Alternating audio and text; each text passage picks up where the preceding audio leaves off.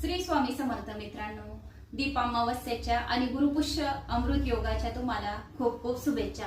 तर मित्रांनो, आज संध्याकाळी आपल्याला आपल्या मुलांच्या अंगावरून दिवा ओवाळायचा आहे।